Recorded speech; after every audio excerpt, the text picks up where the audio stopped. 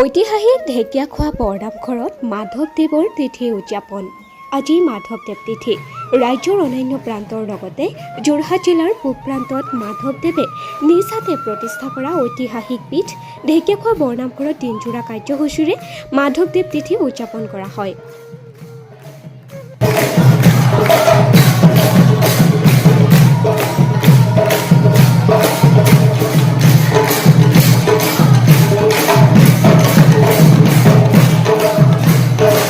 প্ৰাত প্ৰসংগ দিহা নামকে ধৰি গুৰু কাৰ্যসূচীৰে আৰম্ভ কৰি নাম কীৰ্তনৰ সমগ্ৰ পৰিৱেশ ভক্তিময় কৰি তুলিলে।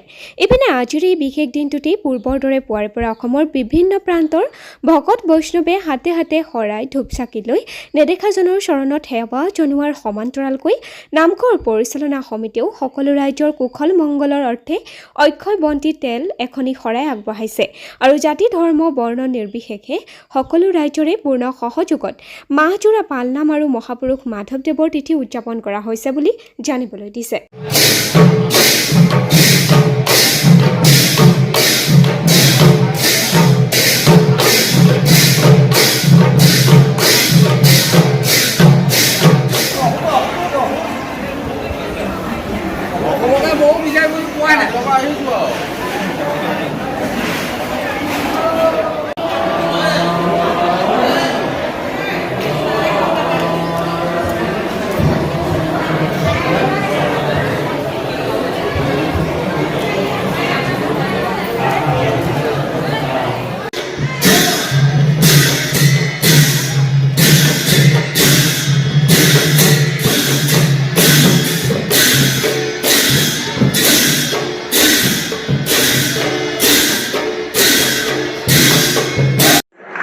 মহাপুৰুষ মাধৱদেৱৰ 428তম তিৰুভাৱ তিথি উপলক্ষে সমূহ ভক্তবান বৈষ্ণৱবৃন্দলৈ বৰনামঘৰৰ তৰফৰ পৰা আশীৰ্বাদ প্ৰদান কৰিছোঁ আৰু আপোনালোকৰ সংবাদ মাধ্যমৰ যোগেদিয়ে আমাৰ এই বৃহৎ অনুষ্ঠানভাগিলৈ অসমৰ বিশ্বৰ জাতি ধৰ্ম নিৰ্বিশেষে সকলো ভক্তবান ৰাইজক আমি নিমন্ত্ৰণ জনাইছোঁ আৰু এই তিৰুভাৱ তিথি উপলক্ষে পুৱাবেলা আমাৰ দিহা নামেৰে গায়ন বায়নে সত্ৰীয়া নৃত্যৰ পৰা ধৰি এতিয়া প্ৰসংগীয়া নামলৈকে আমি আয়োজন কৰা হৈছে আৰু আমি লক্ষ লক্ষ ভক্তক আদৰিবৰ কাৰণে ঢেকীয়াখোৱা বৰনামঘৰ পৰিচালনা সমিতি, নাম কমিটি, কৃষ্টি কমিটি, স্থানীয় গাঁও আৰু নিজৰ গাঁও সবে সহায় সহযোগ কৰিছে।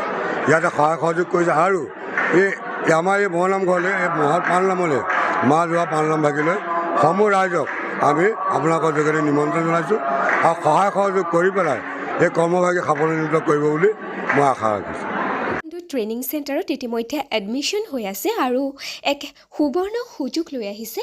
বৰ্তমান সময়ত নাৰী সুৰক্ষাৰ প্ৰতি সংগতি ৰাখি কেৱল ছাত্ৰীসকলৰ বাবে বিনামূলীয়াকৈ ইয়াত এডমিশ্যন ল'ব পাৰিব। বৰ্তমান সময়ত দেশত সংঘটিত হৈ থকা ঘটনাৰ প্ৰতি লক্ষ্য ৰাখি দিয়ক টাইকোৱাণ্ডো চেণ্টাৰৰ এই সুবৰ্ণ সুযোগ সকলোৱে গ্ৰহণ কৰক। ইচ্ছুকসকলে যোগাযোগ কৰক 9401009296 নাম্বাৰত।